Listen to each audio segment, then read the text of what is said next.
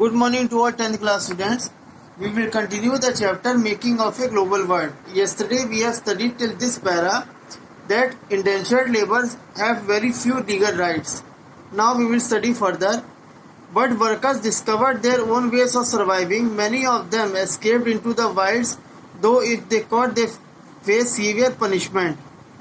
Others developed a new forms of individual and collective self-expression, blending different cultural forms, old and new. कुछ लोग तो भाई भागने की कोशिश किए, पकड़ लिए गए तो उनको सीवियर पनिशमेंट मिली. बाकी लोगों ने अपने टाइम पास के लिए अलग तरह का कल्चर डेवलप कर लिया, जैसे अब सेल्फ एक्सप्रेशन के लिए कि अलग अलग जगह से अलग अलग देशों से मजदूर आए थे तो सबके कल्चर को एक कर लिया. ओल्ड एंड न्यू, नए कल्चर और पुराने कल्चर को एक कर लिया. Even music also. In Trinidad, the annual Muharram procession was transformed into a riotous carnival called Jose from Imam Hussein, in which workers of all races joined.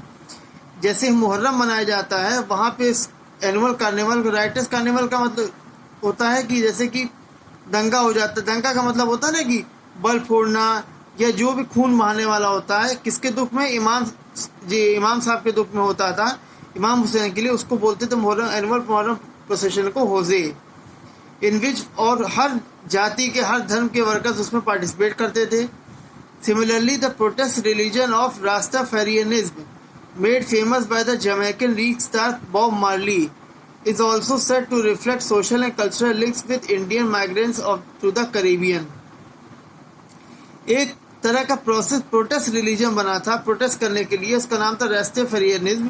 तो एक Jamaican pop star थे Bob Marley, बहुत famous pop star हैं थे, मतलब इन्होंने क्या कहते हैं इसको डेवलप किया था.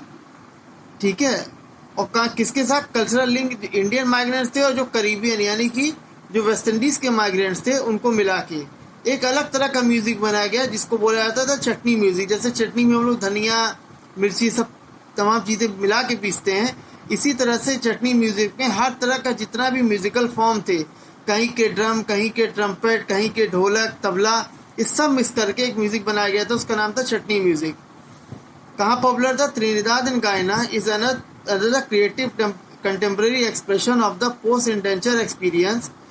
These forms of cultural fusion are part of making of a new of the global world where things from different places get mixed, lost their original characteristics and become something entirely new.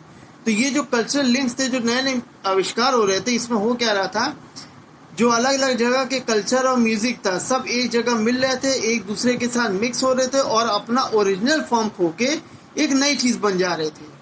जैसा होता ना कि हम लोग दो colour को mix करते हैं तो एक और नया कलर बन जाता है, वैसे यहाँ पे ये चीज़ था.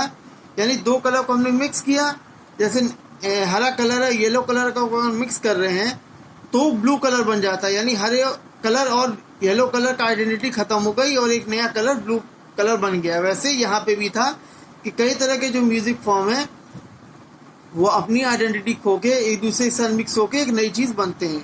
ओके.